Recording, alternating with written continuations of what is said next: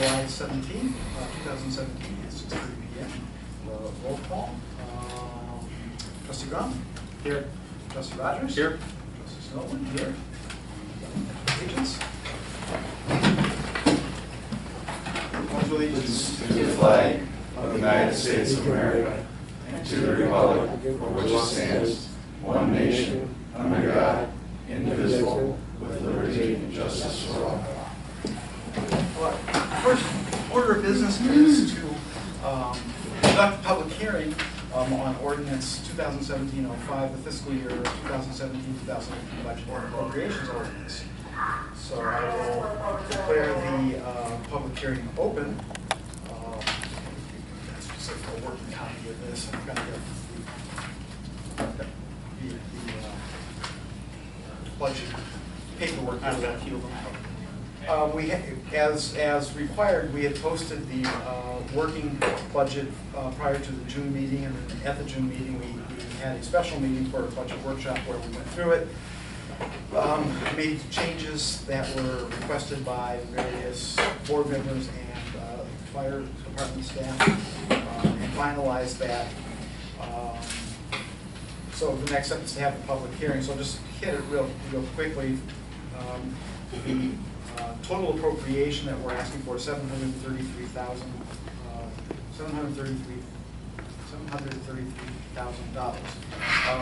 Made up of the 5 funds, so $376,500 from the corporate fund, $272,800 from the ambulance fund, $69,000 for the liability tort fund, $12,000 for the Social Security program fund, and $2,700 for the Medicare program fund.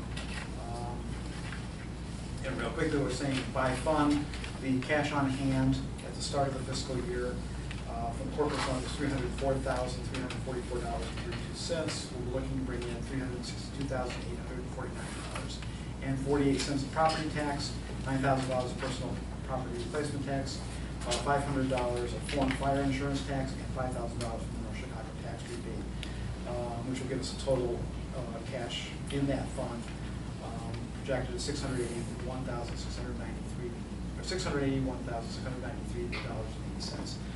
And again, real quick, going through the budget for operations, we're looking at budgeting $31,500 with a $5,000 contingency for $36,500 total. Administration, which is primarily the wages, it's $116,000. 126. For 126, yeah, $116,300 for with a $10,000 contingency for $126,300. District expenses, the building, the loan, etc., are $123,900, and with a $20,000 contingency for $143,900. And on the support, it's $32,300, a $25,000 contingency for $57,300. Capital items, $500 for turnout gear, $500 for SCBA bottle replacements, and $2,500 for bay lighting upgrade to LED for a total of $12,500 on capital. So total expenditures, $316,500 with all the contingencies, which is $60,000. $376,500, and then there's transfers to other funds because the other funds won't have, the other funds are limited and won't necessarily have enough money in there, so we can money from corporate into those funds, which we'll get into it. Ambulance fund, real quick, balance on hand, start fiscal year with 0. Property taxes will receive are $236,000.52, and we are transferring in $36,799.40 for a total amount of $272,800. The ambulance service expenditures comes up to $272,800. So that at the end of the year we'll have a 0 fund balance. Liability fund also starts with a 0 fund balance. Property tax will get in $20,770.91. We transfer in from the corporate fund $48,249.09. for a total amount of $69,000. Again, our estimated expenses of $69,000, we will end up the year with a fund balance of 0. Social Security, we started with $573.54 on hand. Property taxes are $10,000.23. We're transferring $1,426.23 from the corporate fund to give us $12,000. Our estimated budgeted expenses are $12,000, leaving us with a 0 fund balance at the end of the year. Finally, the Medicare program, we started out the year with $455.74, bringing in $2,500.06 in property taxes, giving us $2,955.80, with a budgeted amount of $2,700 in expenses, leaving us with a fund balance of $255.80 at the end of the year. So that is the budget, and again, we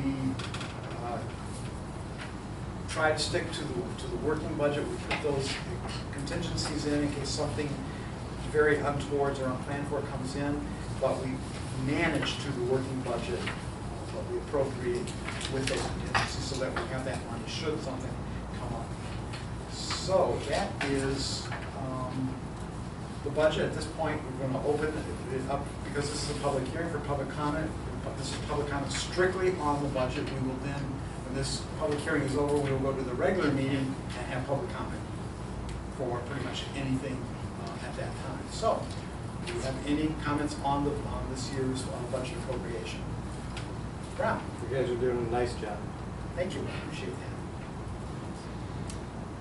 Just for the sake of the camera for folks that aren't here, I heard the 700 and something thousand was the budget. Would you explain to folks how that actually plays out?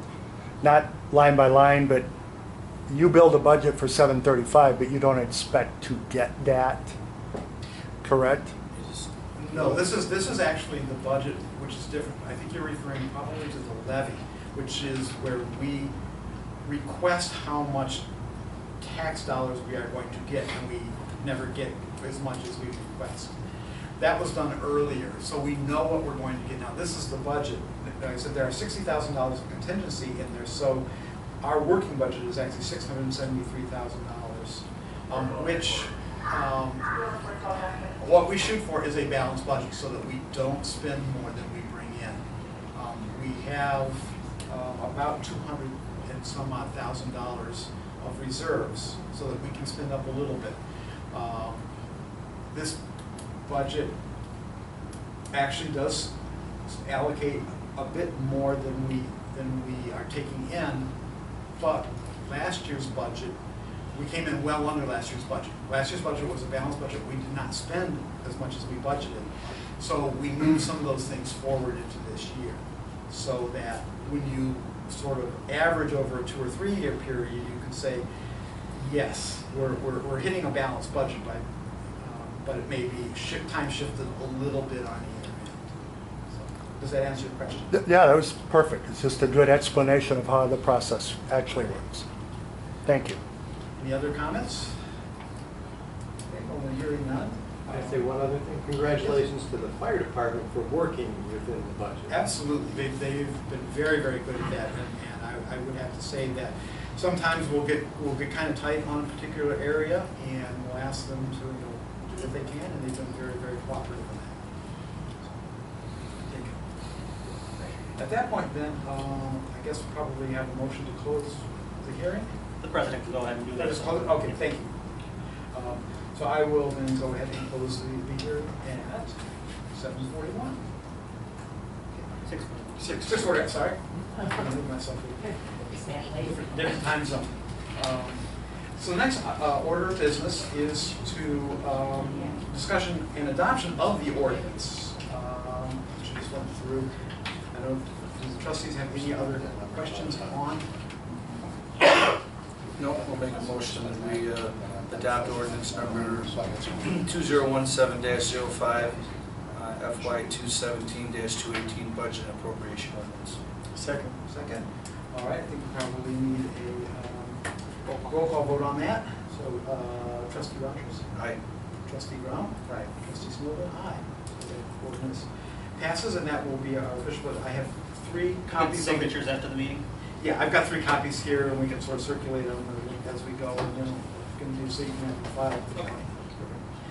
All right. All righty, well,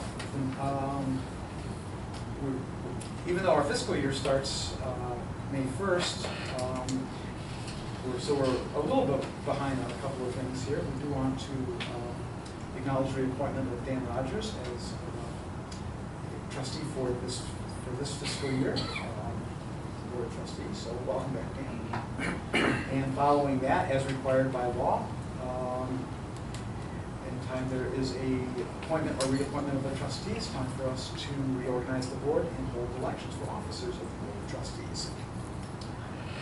So we've not had any discussion on this, so I don't know that we can do a slate. I don't know, I guess what I'll just do is call for each office and somebody make a motion and go for that. So for the office of president, do we have any motion for? I make a motion that Dan Rogers be appointed president. Second? Second. Second, okay. All in favor? Aye. Aye. Aye. For the position of board secretary, I make a motion we nominate Bob Grum. I'll second that. Okay, all in favor? Aye. Aye, that's a roll call. Aye, aye, aye. Okay, and finally for treasurer. Good. I make a motion, Carl Snowbloom for treasurer of the board. I am going to have to, I don't want to say refuse, but due to personal circumstances, I no longer have the time nor the energy to really fulfill that position. It's just too much of a burden. So I will not accept that position. Looking at the statutes, it is required to have a board member be the president and the board member be the secretary, but the treasurer can be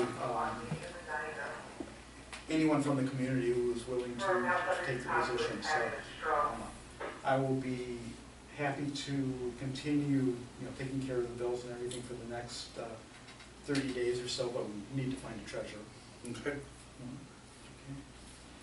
All right. So do we want to make that a temporary nomination then, pending full-time? You just take it and then you can resign from it, right? Well, I want to make sure it's done exactly legally. That's the only thing, not caught.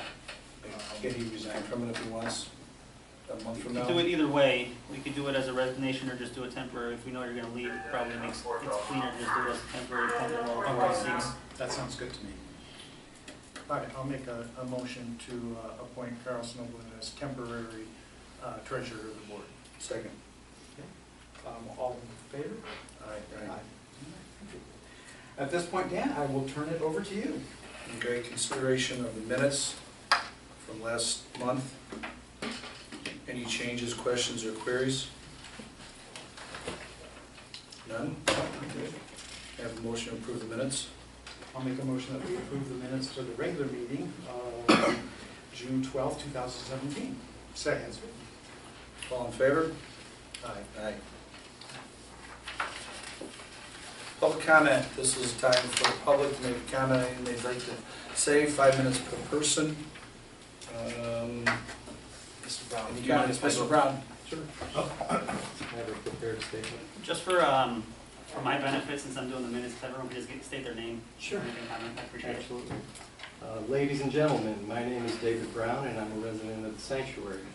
Recently, there have been several internal emails posted on the Friends of NowoodFire.com's website from the Village of Libertyville that have unveiled predispositions of one of our RFPD trustees, which are quite revealing and disappointing, which is why I felt this was a good time to share a friendly reminder of what the definition and expectation of a trustee should be. To me, a trustee is a natural or legal person to whom property is legally committed to be administered for the benefit of a beneficiary. A trustee is a fiduciary of the trust beneficiary. A fiduciary is legally bound to act within the confines of the law and in the best interest of the beneficiary. A trustee must submit honest reports to the beneficiary and keep the beneficiary informed of all matters relevant to the trust. This means that the trustee is required to put aside personal goals and initiatives to do what's best for the trust. In our situation, the Knollwood Fire Department is the property, the beneficiaries are the residents of Knollwood and the sanctuary, and the 3 RFPD trustees are seated in front of us. This social contract has existed since the 1950s and has functioned extremely well for several generations of residents as past trustees invested their efforts and our finances in the growth and maintenance of our ever-improving, flourishing, and highly regarded Knollwood Fire Department. A fire department that not only is a factory of cost-effective fire protection and emergency services, but also a school for firemen, a place of knowledge, training, mentorship, and shared purpose, a place where young men and women enter and grown, proud adults leave to develop their potential into productive and meaningful careers. So in essence, the Knollwood Fire Department, as a cornerstone factory and school of our community, also embodies and represents a portion of the future potential of our entire community, a potential that must be protected, nurtured, and not diminished for future generations through social contracts that raise well-being at the median and offer our people more of all kinds of capital, not just financial, but also social, human, and intellectual. Can all our appointed trustees honor and develop this bright vision of our future for us? I don't know. As trust is hard to create and easy to destroy, once it's gone, it takes time to restore. Trust in this sense is a true form of capital, and I urge all of our trustees to cherish and spend it wisely. I do know that if they can put aside their outside agendas, as they are required by law to do so, and instead focus on leading us, growing our community, and investing in our collective potential, we will certainly be better off in the future. Anything less is unacceptable, and as the ultimate owners of the Knollwood Fire Department, we have a right to demand better and realize our community's full potential. Thank you for listening. Would you like to give a copy of that to the attorney? We'll attach it to the minutes. Thank you. Anybody else? I'd like, Jeff Urso, 920 Burris. I just wanted to thank the Knollwood Fire Department and everyone that contributed for coming out to the block party on Saturday. You guys stole the show. I don't want to say anything but how great you guys are. Tito, you did an amazing job setting that up for the kids. I got tons of compliments on it, and the whole community loved it. And I just want to let you guys know, I wanted to come here tonight and personally thank you guys. So thank you guys very much, and I thought it was a great event. So You did a great job as well, Jeff. The Flight for Life is always impressive. I don't know how anybody can think that's not just incredibly impressive when it comes in, and what a great event. It just looked like it was really, really well attended. So kudos to you as well. Thank you. thank you. I do. Ed Whitehead. Since we've had the change of officers, and Dan, you're the president now, I want to offer you an opportunity. A year ago, I asked you a series of questions. You said no to every one. I would like to know if you would like to change your stance on those, if you'd like to apologize for misstatements on those. After listening to County Board Chairman Lawler say in open meeting that he recognized that the vast majority of folks in Knollwood did not support your reappointment at all, his words were, and I don't care, he has done exactly what I have told him to do for the last 3 years, so I am reappointing him. And that goes to the exact opposite of what you said a year ago when I asked you about conversations with Rummel or Lawler regarding this disposition. You denied them all, and Lawler just said, absolutely. So I'm just bringing that up, giving you an opportunity to do that. I don't expect that you will. But Thanks for your comments, and if you would like to meet prior to the meeting or after the meeting one-on-one, be happy to discuss anything with you. Yeah. All right, And then thank you. same with Bob. I asked you as well. We know that you lied, and I don't understand if you feel that's strong into your position, why you feel the need to lie to the community. I really don't. You had, when I asked you how many, or when you spoke first with Chief Karani, you said you hadn't, yet we now know you spoke to him regarding the disposition of Knollwood Fire Department at a minimum 2 months before you were even appointed to the board. And you have continued to deny having these conversations. We have the emails, we know you did. So those are my comments. I'm incredibly disappointed that 2 citizens of this community would put Aaron Lawler and his political desires and aspirations ahead of your own community. That is a sad state. Thanks for listening. Thank you. Anybody else? Right here. Mrs. Zissou. First, I have a question for Carl. Are you still going to be a trustee, even though you're not going to, Yes, my term runs till your term goes in the spring? Okay. until next year. Okay, because, all right, that's good. And then it sounds to me like you doing this budget thing, that the budget for Rockland Fire Protection District is doing very well, which makes me ask, last month, I have this, since we don't have any, what do you call it? The agendas here. Last month, under number 15, I kept this one. Trustee Grum, on number 15 here, was questioning why there wasn't the goings-on going well with the Village of Libertyville. And I think he mentioned something in the beginning. I don't have the opportunity to view the video, so I don't know everything, but I do remember him mentioning something about saving money. Well, you're reading the budget, you got a guy sitting down there that says you guys are doing great, so I don't understand why Mr. Grum wants to hurry up and push us toward Libertyville. I do have a question here also. If you consolidate Rockland Fire with Libertyville, does that money go to the Village of Libertyville, or does the money go to the Libertyville Fire Department? Village. It goes to the village. Okay. Goes into their general budget fund. Okay. Our fire department money goes to their, General budget so fund. the mayor himself can do anything he wants to with our money. They run Okay. a full budget of all resources. Okay, all right, and this is the last thing. So I took out my recent, here, y'all can see this. This is my recent tax bill. And so I, for the fun of it, looked it up under, this is Patricia Issel, 707 Smith Avenue. No. I looked under Rockland Fire Protection District, and the current amount that I'm billed for, or they took out of my taxes, was $547.17. Now, that sounds like a lot of money, so I went a little farther and got my little calculator, and it divided that by 365 days, and I came up with $1.499999. So I rounded out to $1.50 a day, and I don't think that's a whole lot of money to protect my house from fire, to protect me, my family, my grandchildren, people visiting from falling for rescue.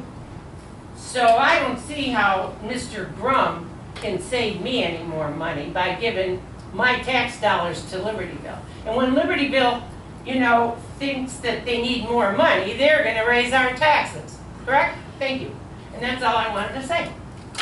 Thank you. You're welcome. Anybody else? Me next. Yep. Margie Netzer from Norwood. I was watching the news and seeing everything that's going on. Libertyville, Lake Forest, Holland Park, North Chicago, Waukegan, all had problems. They couldn't, the flooding and everything else. Here we have Norwood Fire Department helping everybody else. What was going to happen if we didn't have Norwood? And this happened. They couldn't get in here to help us. And don't tell me yes. I'm a fireman's wife. And I lived 34 years as a fireman's wife. I know what goes on. If you can't get from another community, you're off shit creek. Excuse the language. And you want to close this down, it's the worst thing in the world you could ever do to this department and our community. And I know, I heard that Bob Grum is gonna be moving out as soon as his kid graduates and move out of Norwood. Why is he trying to destroy our neighborhood? Thank you. Okay, any other comments, please? Hearing none. We'll move on to number 9, attorney's report. Do you have much as far as updates or anything? I mean, very briefly, you obviously saw that the budget got passed in Illinois. Part of the grand bargain was supposed to be a property tax freeze that didn't get put into it. So as far as funding, the department is business as usual until we see any initiatives from Springfield to try to limit local government property taxes or things of that nature. So obviously the budget was the big news, but it didn't include a lot of the reforms that we expected it to include. So funding-wise, we're kind of going on with the same way we've been doing it. Okay. Before that. Number 10, Chief's report. You have the floor, Mr. Chief. I actually have a bunch of things for you guys. First of all, as far as the storm that took place last Tuesday night, into Wednesday morning, just to give you all a brief rundown, we ran 27 calls in a 36-hour period. With that, the only mutual aid department that was able to respond to us at times was Lake Bluff. Actually, if Libertyville needed to get in to us, it would have been an issue. We actually had guys who only lived 10 minutes away that they tried for an hour and 45 minutes to get down to the station on the callbacks, and were unable to do so. During that time, we responded to cars that were flooded out in viaducts on Waukegan Road, flooded basements. We had to appoint residents from the Basil apartments because those garden apartments flooded out. The nursing home took on a significant amount of water in their basement, to which we helped them with that, with getting that stopped. And then continued to not only check on those specific locations as far as where we had numerous people as far as the nursing home and the apartment buildings, but driving just throughout the community to see if anybody needed anything. As there were 27 calls actually documented that night, the services that we provided to the rest of the community that are undocumented, I wouldn't even know where the number would be to count. We were assisted by Lake Bluff Fire Department with rescues right out in front of our station at the viaduct there, and Lake Bluff ended up staffing their squad in our quarters for hours. A couple reasons. One, they were on this side of the tracks and the side of the viaduct, and talking with Chief Graff, thought it was a good idea to keep them here, not only to assist us because we had no help coming in from anywhere else, but so that if there was something that took place east of the Sheridan and 176 viaduct that was completely flooded out, they said one of the bridges on this side. Also within that time, we were toned as the primary or first due engine for 2 calls in Libertyville because they were tied up on other calls and unable to respond to their calls. They also responded with our engine out to the house that exploded in Libertyville. And then after they realized that that fire was out, not really that much of a fire left, our engine actually covered their Station 1 for a couple hours on a change of quarters. During that time also, our generator that we acquired from the government, that we purchased a trailer for, was actually deployed to Burlington, Wisconsin.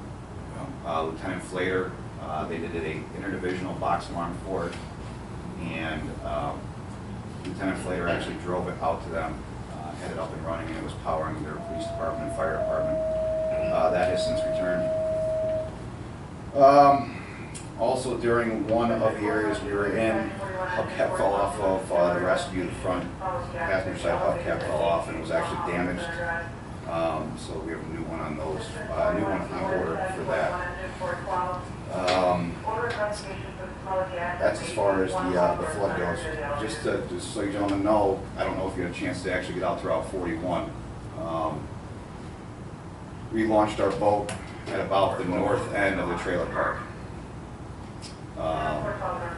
Once our Zodiac boat hit the EJD bridge, the nose of our boat hit the bottom of the bridge. We had 2 people on top of a semi looking for help.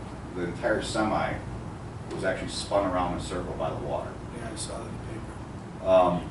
Where our guys actually had to take the motor off the boat, take the gas tank out of the boat, and they actually carried our boat over the railroad tracks, where they were then able to deploy the boat on the other side of the tracks and rescue the 2 individuals that were on top.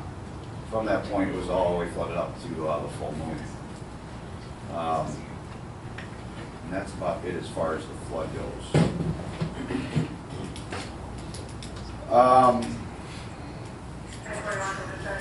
As far as Dan, as far as data, as far as Lake Bluff, that's actually taking me a lot longer than I initially anticipated. Okay. Going through not only our firehouse, Lake Bluffs, but the county CAD, numbers are not matching up. And at a certain point, certain things were entered wrong, so I've had to go back through every single call to make sure that the correct districts have been highlighted, per se. I have 2015 and 2016 done, as far as those numbers go. I'm still trying to be able to get our current numbers as of this year. Obviously, we're still updating things because of Firehouse being down with Countryside. But now that I have something to go with, I have 2 years. It's probably gonna take me at least another couple weeks to get the rest of the data going back even further beyond that. Okay, what I was hoping for, me personally, was between the two of you, the data is great, was to come up with a cost estimate from the two of you, just as as Lake Forest used to bill us for an ambulance call. Sure. And other than mutual aid, because mutual aid I understand, but when we're doing response for them because they're unavailable, what you would feel a call is worth. Well, and that's So- actually going back, to figure out what a call is worth, that we can work on, but as far as getting a big picture of how many times we're going, Right, both are important. I think you need to figure out this first before we move on to actually putting a price on a call. Okay. So I should have that done within the next week, hopefully 2 weeks, as far as being able to go back to the beginning and updating and going through every single call. My concern is that we're made whole, that you know, for the staffing that we and the residents pay to staff this station, that we're made whole for doing other people's Sure. jobs. And the data I'm also trying to get back is the amount of times that Lake Bluff has responded to us. But don't they typically respond in mutual aid to us, though? No, it's all auto aid. Okay. All right, well, that, But the problem is the other issue we're running into, when Lake Bluff made the change from Lake Forest Dispatch to Glenview, right. they don't enter the district in as Knollwood of them responding. It's what they call a code 13, which is any mutual aid. So right now, they're having to go through by hand to sort out what were actually Knollwood calls, what were Lake Forest calls, what were Libertyville calls, Countryside, North Chicago, Great Lakes. Because of the way that they enter it in there as a parameter, there's no specific way to currently search to get exact numbers. Okay. So it's also looking at the times that they've come back to us as well. Now you can say, well, why isn't that entered in on our part? Well, the problem was there were some times where the calls were entered in to where those vehicles were put in as responding to us, and there are other ones that were not. What it seems like I'm finding is I need to give Countryside a more clear direction of exactly how we want these calls entered. Because one dispatcher would do one thing, another dispatcher would not do that same thing. So now that's where I'm having to go through every single call to find those numbers. Okay, well, if you get close or whatever between now and the next meeting, please give me a call. I'd love to sit down with you or the both of you and go through it and understand it, figure out where we're at. Like I said, I just want to make sure that in your guys' eyes that we're being made whole. Sure. You know, with the $120,000 in roughly in wages put out, that's fine. You know, and if you're mutual aid, that's fine. But if we're covering other people's calls and we need to be made whole, I would like to make sure that we're made whole and reimbursed. And I'll follow up with that as far as this goes. The question was posed if we respond to an ambulance call in Lake Bluff, Right. and Lake Bluff was not to respond, according to Chief Siebert, that is in the contract where those would be double billed. There is discussion between that village and that city currently taking place that I'm not at liberty to discuss, nor is he, as far as that goes. So I don't have a specific answer as far as how many times it's happened, if it's happened, or how often. Well, financially, that doesn't really bother us other than it's another call. Obviously, if it's being double billed and you guys respond and Lake Bluff doesn't have a squad, you save them a bunch of money. Right, Right. but, correct. I'm Correct. just So like I looking said, at they're, our responses and making sure that we're, you know, that we work something out or we figure it out, that we're made whole for the people that we're staffing in the station. I agree. Okay? While going through all these numbers though, I found some other interesting data that I wanted to share with you. And I ran this actually from in the time that we've had the contract with Libertyville. And which also kind of goes to show the exact need in keeping our people in the station for, you know, for more ambulance calls than anything else. Since we have had the contract with Libertyville, Station 1's ambulance has responded to us 29 times. And like I said, I have no problem with these numbers as long as my guys continue on the average response time of the 2 to 3 minutes that we have. And I'm not going to read every single one, but you're looking at a 10-minute and 8-second response time out of Station 1. And an 8-minute response time out of Station 1, where, and the ones that I have tabbed here, which are about 10, are either cardiac arrest or what we're going to consider to be an ALS 1 call, as far as somebody needing immediate ALS care. But there's 13 minutes and 16 seconds. You know, one that we do have here is unconscious, 10 minutes it takes for them to respond from their Station 1. And it goes on and on and on. And with that, we are only getting the 2 paramedics out of Station 1 as well. And like I said, I have no issue or no problem with that as long as my guys are here in place to respond. So then, after I saw that, this kind of piqued my interest a little bit more to where I ran the numbers of them coming out of Station number 2 in Libertyville. And we do have some significant ALS calls here. However, you're looking at a 12 to 14-minute response time on average coming out of Station 2. So that's 29 calls out of 1, 9 calls out of Station 2. On top of that, then, my curiosity was piqued even more.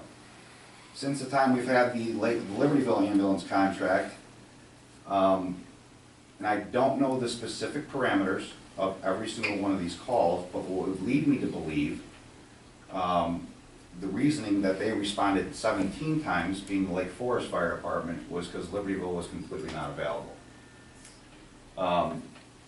Now, if you total all this up, and North Chicago was 3 times, but then that's when they were brought in as a 2nd or 3rd ambulance in on a traffic crash, which would have been a mutual aid response. So no matter how you look at this and you start doing the numbers, you're looking at about 15% of the time we're not getting that ambulance out of Station 3. And we're not getting it with the 3 paramedics that the contract was originally written with, or the staffing levels and the finances were figured out as. And on top of that, you're looking at anywhere from a 8 to 14-minute delay in the ambulance showing up to the scene. Just something, like I said, as I was running these numbers, it was something that piqued my curiosity and that I ran with. We participated in the NOAA Block Party. It was a great time, very well attended by the community. We did bring in Flight for Life, and I did receive actually an email from Tammy, who's in charge of Flight, who reached out to me with an email and says, "Hi Chief, I just wanted to let you know that the pilot yesterday, Clark, sent an email to me today regarding the great job your team did on the setup and security of the landing zone. Please share with your folks. Hope you're doing well in spite of all the flooding." She also copied then the portion of the email that the pilot had sent. And it says, "Norwood Fire Department deserves a gold star for their setup and management of the landing zone during Saturday's PR event. Norwood Fire Department even painted an H into the grass and did a superlative job handling the crowd following our arrival." Thank you.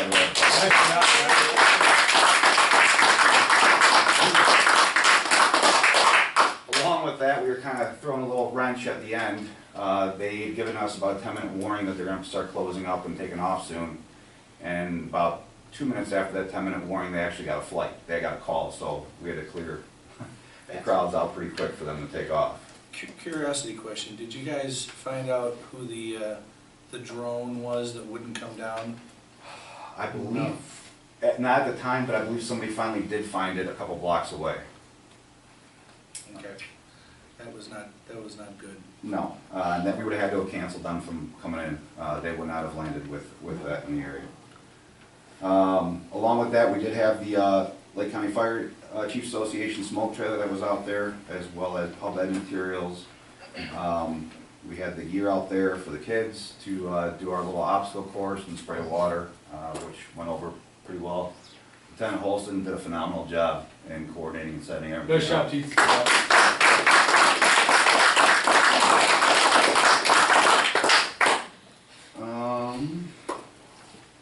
This probably gonna take a minute, so I'll hit another couple other small things.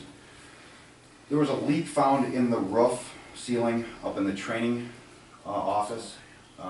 That it was found that it was a condensation pan from the AC unit above was clogged and it overflowed and came in. Okay. That clog was cleaned up and it's running properly now. However, we are going to need to replace some of the ceiling tiles, as well as one of the smoke detectors got water in it, so the thing's trashed, so we're going to have that thing replaced as well. Is that an in-house item, or are we going to need to have somebody come do that? We should be able to order it, but we probably should also have the alarm company just come out and check it, just to make sure that everything is. Ceiling tiles you get from? Ceiling tiles, we'll order and we'll put them in ourselves. Okay. One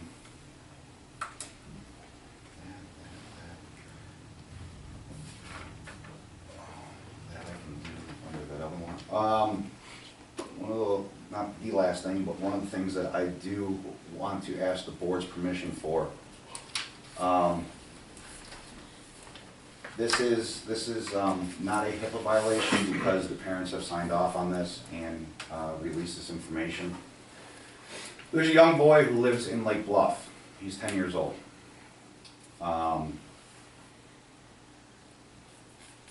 My guys down here twice went to the house for significant seizures. This little boy's 10 years old. Happens to be the son of a Highland Park policeman. His mother is a Glenview dispatcher. And his grandpa happens to be Deputy Chief Greg Marsh. After about 6 months of testing, it was found out that Landon has what is called a grade 3 brain tumor, anaplastic astrocytoma, that basically affects 1 to 3% of people every single year. It's a very, very rare tumor in cancer. It is inoperable. He is getting ready to start chemo and radiation shortly, and we'll be going through that for the next 6 weeks. And with both parents working for a municipality, they have good insurance, but at a certain point, their family medical leave being paid runs out. The hospital bills will continue to come in with this different types of treatments he is having. The reason I bring this to the board is this. I'm part of a group who is putting together a fundraiser event. It's actually going to be held over at Lake Forest Sports Car on August 24th to benefit the family. We are looking throughout different communities, ranging from North Chicago, who's already committed to doing things, all the way down to Glenview, multiple police and fire departments that are going out in the community looking for raffle prizes or donations. What I'm asking the board's permission for is, if you would have any problem if we raffled off, it would have to be somebody either in Knollwood, Lake Bluff, or Lake Forest to win it. I mean, they would have to be on that. To raffle off 3 different separate rides home from school on a fire truck to benefit this cause. I have no issue with that. Carl? Not a problem at all. Okay, I appreciate, and if you guys want to read about it, I'll be more than happy to give you guys a copy of it. That this was just released today. And I appreciate your consideration in that. If there's anything else we can do, let me know. Thank you. As far as, this should be one of the last things I have. Looking into different hiring policies and employment policies. Come up with something, I'll hand this out to you guys for you all to review. Thank you. One of the issues, and Dan, you and I had talked before as far as going through the county, We have to have a release from these employees signing off on allowing us to dig into this information. What information is that? Oh, really? Background checks? Yeah. Well, according to, I hope I got his information here, the gentleman from Lake County, what they would be providing is a simple background check through a name and a birth date. And then from there, that would obviously not be disseminated out. That would be for you and Mike and the board. And from there, the disposition of the license is simply going to the driver's license bureau and asking to get a certified disposition of their license. And from what I understand, that will mean what we need to do. Correct. However, though, in order for us to obtain this information, excuse me, as far as a background investigation goes, a release is needed. And that release would allow for us not only to run the criminal aspect of it, but also to for other departments to release personnel files to us as far as us viewing their personnel files, if they work for other departments, why they were terminated. Other than that, all they would be able to do is verify dates of employment. I have one that's in this packet. Believe it, this is the one that I actually used when I was a detective down in Glencoe doing background investigations. I think it's like third page in. It's pretty simple. Which it releases liability from everybody, and that they're agreeing to submit to a background investigation. Okay, so you need to get everybody to sign that. Well, it would have to be from here on forward. Well, I'm not sure how our what was the insurance request on that, Carl? The driver's license abstract is different. They need to be two separate things. The driver's license abstract can be done yearly. Right. However, in order for a pre-employment background and hiring process, which is one of the things that VFIS said, this would have to be done. And if you look at the second page, it just has kind of some notes that I wrote down as far as a process in the sense of what the steps would be as far as an application submission, interview with fire chief or designee, background check including certified driver's license abstract, conditional job offer, and then mandatory completion of recruit training program. Then the first page of that shows the requirements for what we would consider to be part-time membership. The fact that they are not compensated during the time that they are going through training, that they understand that. And then this release would allow us to do. Right, but the certified driver's license abstract can be done by everybody down here on their own and just bring it back to you. Correct. And looking at this, I think we need, and I will find money in the budget for that $12 a person. Okay. Because I don't think it's right for us to be having them to go ahead and pay for it to get that Okay, done. well, they have to go do it, so if that's the way you want to do it, that's fine. Sure. Then have them bring it back with a receipt. and Right. You can reimburse them however you choose. Right. But can we get that going? That we can, but, you know, I wanted to prove this all in one fell swoop. So if we do get somebody to come in and say they want to apply, Right. this then becomes the whole portion of the packet. Now, on top of Does Wyatt that, have a copy of that? Yep, I'm looking at it right now.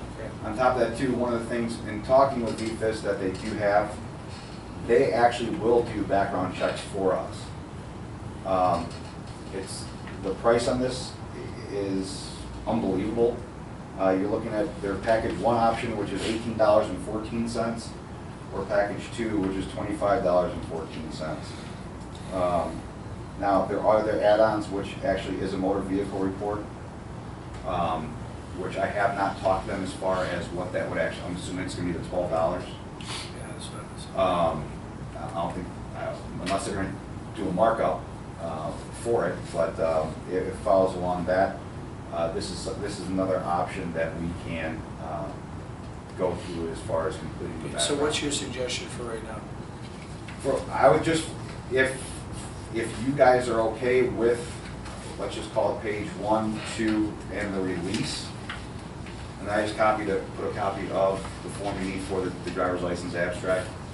This at least gets us something to start with. For all existing? No. Okay, I'm talking, okay, for the future, what about for existing? I thought that's what the insurance was asking for. They were asking for the driver's license abstracts just to make sure. Okay, that- so we'll get that done for all existing, Correct. okay? And then the background would be from here on forward. Okay. If that meets our requirements and you're comfortable with that, then you okay with I that? mean, it's a starting point Yeah. Okay. for us to work off of. Is this something you want us to go through and the attorney look at and adopt then? If it were possible, if you want to go ahead and say pending legal review, that you guys would go ahead and adopt this, so we can go ahead and implement this, because the last thing on the VFIS for us to get signed off was training on it. So it's something that I would have to sit down with Mike on, Lieutenant Holston, and bring them up to speed as far as these policies and practice we're going to do as far as our application submission and how we're going to go from there. Flag, can we go ahead and adopt this without it being an item on the agenda? We cannot, That's what I thought. can't take any final action on anything that's not on the agenda. Okay. What can we do to help John move forward? You can hold a special meeting in 48 hours after posting an agenda. Put on it. Well, I can tell you this right now, we do not have any current submitted applications, so there's no complete rush for it, and if it does, if somebody does come in and apply tomorrow, we tell them they have to, wait a month. Well, We can still conduct the interview and everything else in the application prior to.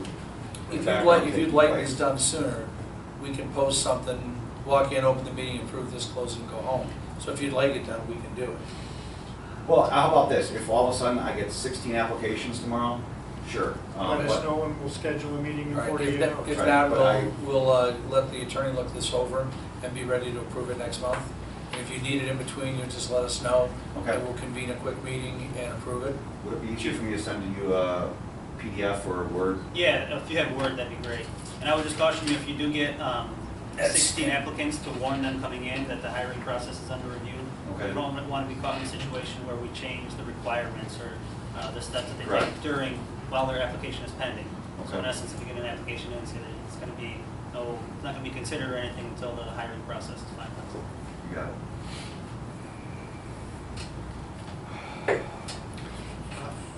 I'm sorry, John, would you, the sheets that you were quoting for your investigation on the station 1 and 2 responses and stuff like that, would you provide me with copies of that? I will have to retract some information because it has patient information on it. All right. So I'll have to, but yeah, I can cover that name Yeah, area. take that and stuff out and then just give me the stats that you. Or I can actually too give you the, yeah, it should just be, I should be able to redact the names and we should be good with that.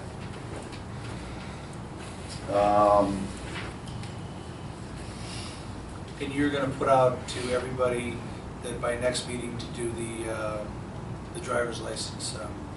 Yes, the abstracts. Abstract, thank you, Yeah. certified abstract. And then you'll just keep that or give it to Bob to put it in file upstairs. I'll put it in a personnel file. If there is something that's flagged that you need to know about it, I'll let you know.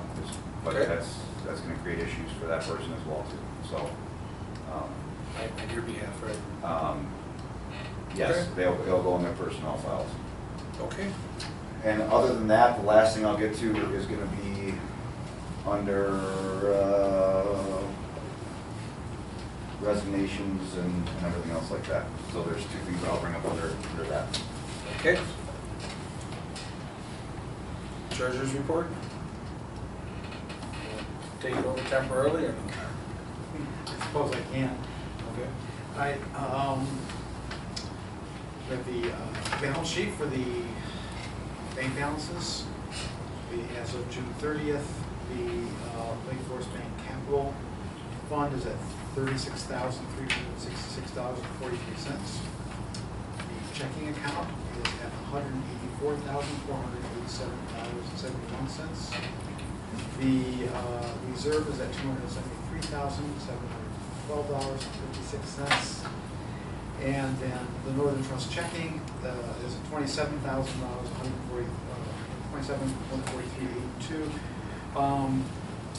The issue on that one is I've talked to Keith about, we've got like Yes. a year and a half of uncashed paychecks. Cash your paychecks. That, I'm gonna close that account in the next couple of days. Put out an all call, cash them or lose them. Well, no. Or I- donate them, I mean. Yes, exactly.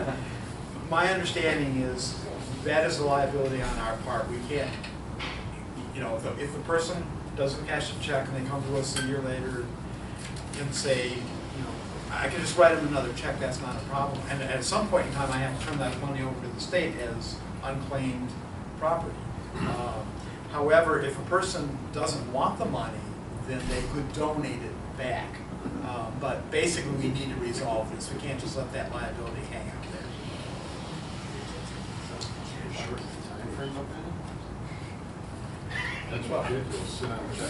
Every year I have guys that don't cash paychecks Yeah. and they don't ask for reissues.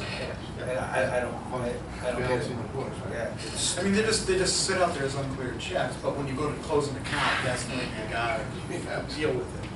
So, okay, so that leaves us with owing $29.05 in the petty cash, so with a total balance of $521,789.57.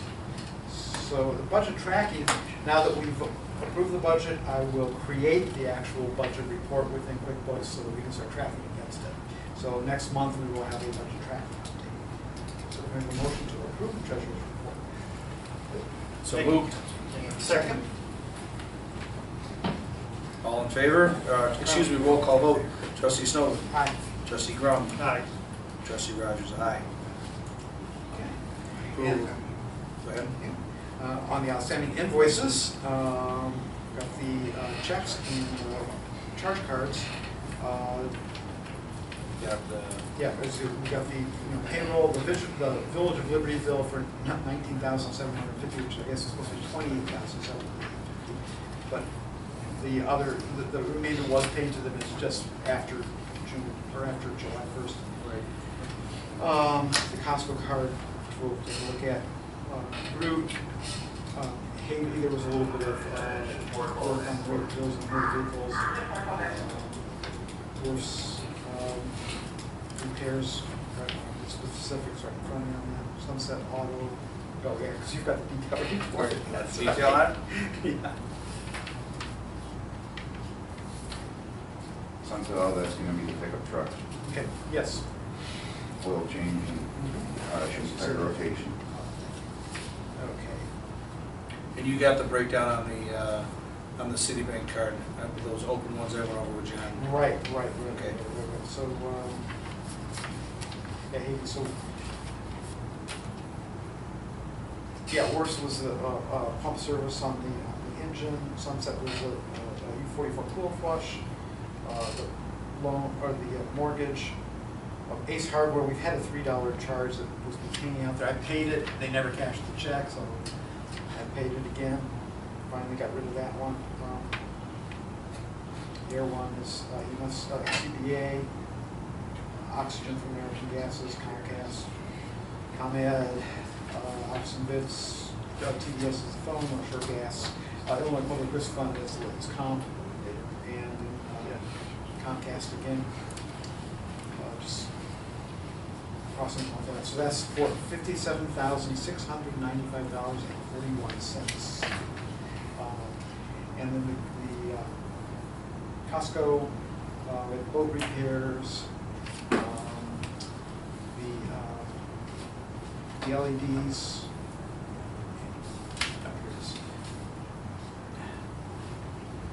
Their LEDs for replacement chief emergency for vehicle lights. for the engine, right? Same trucks as the E1 engine, cleaning supplies from Amazon, some batteries, and Jewel was water and Gatorade for training. So can we get a motion to approve the invoices in the amount of $57,695.41? So moved. Second, roll call, trustee Snowden, Aye. trustee Grum, Aye. trustee Rogers, aye. Thank you. Station lighting update. Fixtures and tubes were delivered today. Excellent. Is this the one to pay off of? Yeah. So we get started on that relatively soon. Excellent.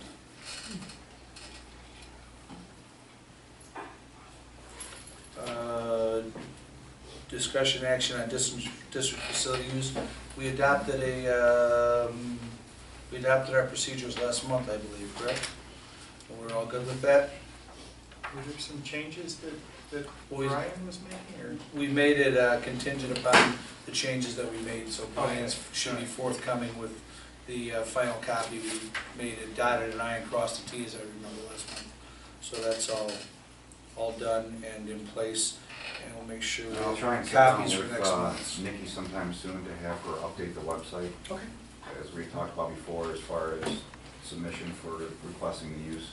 Yeah. That way they can just do it online, and we'll all be emailed and be done with it. Okay, number 15, we just discussed that with the joint services agreement, or response agreement clarification. You're working on that with the stuff with Lake Bluff. So I don't think there's much more to talk about that, right? Nope. Okay. 16, investigation contracting of services for consolidation, discussion proposals with trustee Grum. Bob? Well, I certainly understand that it's a hot topic and how everybody feels, but I still think that, as we have said from the very beginning, is that if we are going to understand that what we are doing here is the best we can for the residents and the taxpayers of Knollwood, we need to understand what any and all other options may be. Doesn't mean we accept them, doesn't mean we like them, doesn't mean that we're not going to stick with what we have and continue to build it. But I think we as trustees have a responsibility to at least look at what those options are.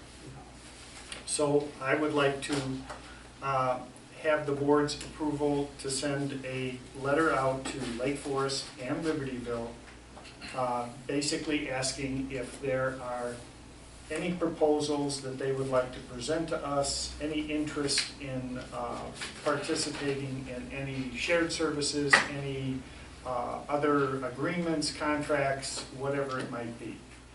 We may not get any response, we may get some response, but I think we have an obligation to at least look at what those may be. All right, I have a comment on that. And I absolutely agree with this, and not for now and not for next year, but for whoever sits in these seats in the next 2 years, is that you have something in hand and you know what's out there. I have no idea what will come back, and I have no idea, regardless of what anybody thinks. Ever since I've been down here, I've tried to do everything I can to help. I've done whatever I've been asked of, and I will continue to do that. But I also will continue to find out what's out there and what's available and what the costs are. And if something comes in, I can guarantee you that I'll be sitting down with everybody that I can in this department and getting their input on it, regardless of whether we act on it. I could really care less whether we act on any proposal that comes back in here. But To be honest with you, Dan, and I don't mean to interrupt you. Well, just 2 seconds. Go ahead. I want to see what's out there, and once we've got it, if we put it in a file and we do nothing else with it, I'm fine with that. So I'm wholeheartedly in support of seeing what other communities think and what they would offer us. And I didn't mean to interrupt you. Oh, that's fine. And one of the things I would have to say is this: throughout all of this political nonsense, is what I'll call it, I have stayed completely out of this. Politics, in my mind, have no dealing in public safety, and should not have any dealings in public safety. As far as coming down here and talking to my guys and hearing what they want and what they think is best, don't come talk to them. Talk to the residents. I have been, John. No, I'm just saying, at the end of the day, that's the way that the residents of this community want to go. I would be the first one behind them supporting it. And that's all I'm going to say as far as it goes. And I agree with what you just said, but I have to understand something and hear something and see something before I even have an opinion, because I have no opinion right now. I have an opinion that we needed to pass a budget, that we're working on the things that we're working on. And anything that you ask me to help with, whether it's station lighting or anything else. Because if it was my feeling that we were shutting this place down, quote unquote, in the next 3, 6, whatever months, I wouldn't care about lighting or any other thing around this place. But I do. So I I have heard so many stories and had so many people come to me and call me, oh, I heard this and I heard that. And it's almost laughable of, like you say, how politics blows these things out of proportion.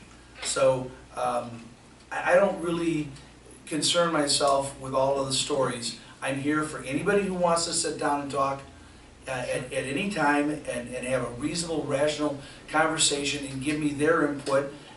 I want to hear it. I'm willing to hear it from all. But all I've got right now is Rockland Fire Protection District's budget to work on this year and hopefully keep us within budget. That's all I'm concerned about right now. Whatever else comes in, we'll deal with it as it comes in. Sure. You know, whether it's a flat tire or a proposal from a neighboring district. You know, I mean, I hear all kinds of rumors about what others are doing around us as well. And some of that concerns me, but I'll talk to you about that outside of the meeting, because I'm not going to put it on video and spread more rumors. So, but thank you for your input. Mike, you want to say anything, holler at me, or throw something at me? Not at the moment, but. Okay, I'm always available. You guys have made mention of looking towards Lake Bluff and Lake Forest, or Lake Forest and Libertyville. What about Lake Bluff? Do you have any intention from the trustees to look to another neighbor? I actually, I'm just curious. yeah, I spoke with, Drew. thank you. I spoke with Drew today for about 5 minutes standing outside Village Hall and said just exactly that. Okay. So yes, absolutely. I mean, it's a valid option. Everything's a It's valid probably- option to I don't get know him. anything, I'm just saying that I certainly wouldn't Right, I agree with you. exclude that as an option. Absolutely not. I don't think anything should be excluded and not as an option, and I think as much information that can be gathered should be gathered. And from there, we sit down and look at it and see where it takes us. And maybe it takes us nowhere. I definitely have some comments on this. I'm very, very concerned about this. I think the general concept of looking to our neighboring and other departments to see what we can do together to be more effective and more efficient is a good thing, and I applaud that. I've always supported that. My concern is very specific with what Libertyville has proposed in the past and pursuing that. I think it is completely inappropriate for this board to pursue that course of action. It would fundamentally and irreversibly change the way fire and rescue services are provided to this district. The April referendum clearly showed that the voters of the district wished to elect trustees that they could hold accountable, rather than continue with the trustees appointed by the Lake County Board Chairman, who is in no way accountable to the residents of this district. But legally, those elected board members cannot take office for another 22 months. And until then, the County Board Chairman will continue to appoint trustees to fill open positions. Chairman Lawler, in his open letter to the district voters, acknowledged that the voters wish to decide the direction of the district themselves rather than have it mandated by the county board. He clearly stated that the duty of the current trustees, as well as our county board representatives, is to, quote, shepherd the district smoothly towards the direct elections in 2019, unquote. The job of a shepherd is to maintain the well-being of its charges. As there is no immediate threat to this district that warrants the investigation of full outsourcing as a solution, this is outside the duties of the shepherd. It is not up to a shepherd to slaughter the sheep and then sell the farm. This board should confine itself to maintaining the effectiveness and efficiency of current operations. It would be unethical for this board to preemptively act before the elected board takes office, knowing that the disbanding of the Knollwood Fire Department and closing of the fire station could not be undone. Given that, it seems pointless to ask Libertyville to create a contract to outsource all fire and rescue operations. So again, my concerns on that one specific thing. I think that that is a source of friction within this community. I think that, the community does not want this board acting on that. Once they elect their board, who will represent them, then if they wish it, we can pursue it.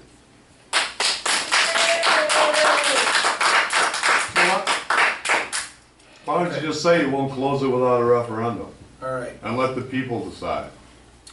The Anything else place on that? that was built by referendum, it was staffed by referendum, and if anybody's gonna close it, All right. should be by referendum. Any non-agenda items? how do you want to pursue having someone take over the position of treasurer outside of the 3 board members? You want to look for and see if there's somebody in the community that would like to do that? Brad, you got any guidance on that? Is that okay if we bring somebody into? Absolutely, you can bring in more than one person if you want to do interviews, if you want to do things of that nature. Okay. You can publish something, you can, if you know, people that are interested in the position. There's I have also- one person that I would like to talk to and see if she might be interested in it. And I'm happy to, coach them along. Okay. And support them. Can we offer a stipend with that if we so choose? I'd have to check the statute, there is some amount, some threshold amount that you are allowed to do. I don't know what that is off the top of my head. Okay, but could there you is let some us know what that is, just so that we have a feel for it? Sure. Should there be a background on that person?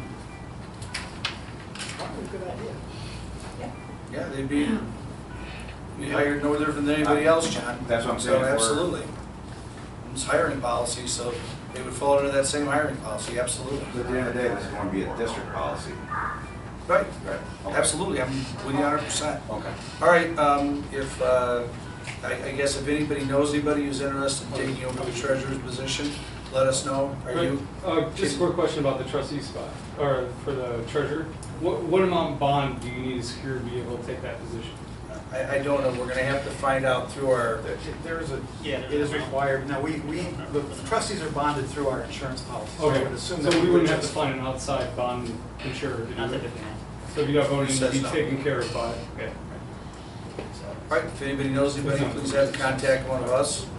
And if any one of us know, then let's bring that name up and see if we can to talk to somebody. Vlad, if we find somebody and the board wants to interview them, are they subject to a public setting like this as well to have an interview? You can do those types of interviews in closed session, but if it's gonna be at least 2 of you doing it, then you No, have but to I mean, close it. can we do it in closed session? It would be kind of intimidating to have a bunch of people. Absolutely, yeah, Sitting so down. nomination or nomination to the board or to an officer of the board can be done. Or just The- doing an the- interview? The interview can be done in closed session. The nomination itself is an open session. Open session, right. Okay, good to know. Nominations, resignations, terminations of members. As of today, Hannah Kalish resigned from the department, citing work. She started a new job over Lake Forest Hospital, is working midnights, and currently does not have the time she would like to dedicate. However, I left the door open for her to come back at any time to the department. The other thing is, because of the way that his life has taken off, and the different avenues he's pursuing, is Joe Neasley has stepped down as lieutenant within the department. Joe is going to remain on the department as a firefighter and will help out with training whenever he can. Whatever you need, let me know. And the other thing that we're also facing too is Lieutenant Gernanz has moved out to Gurnee. He is still staying a part of this department and will respond. However, his time to get here is going to be delayed. Especially now. He was one of them that tried getting here, and there was no way he was able to. With that being said, and even though we've had one line officer step down and another one move out of the district, going along with the hiring policy, since we're going down that road and that route, we're going to have to put in place a promotional policy and a promotional procedure in order to permanently fulfill these spots. And not saying that Mike has stepped down, but I need to have line officers here closer to the community than living farther away. With that, with this board's approval, I would like to temporarily promote probably 2 people to fill those voids. For right now, it would be a temporary promotion until the process can actually get up and running. To which at that point, if those individuals wanted to continue on being a lieutenant, they would have to go through the process in order for that to take full effect. But needing line officers and qualified people to run these crews is something I am needing to replace. So with your approval, and this would be a discussion I would have with the deputy chief as far as who we'd be moving up for this time frame. If you guys have no issues with it, that's what I'd like to move forward with. Any issues? Just shoot us an email and let us know what you're doing. Thank you. I Thank appreciate you. it. And that's all I have as far as that goes. Can I have a motion to adjourn at 7:47? Motion to adjourn. I will second. All in favor? Aye. I thank you, everybody. Thank you, John, Mike, No problem. very much.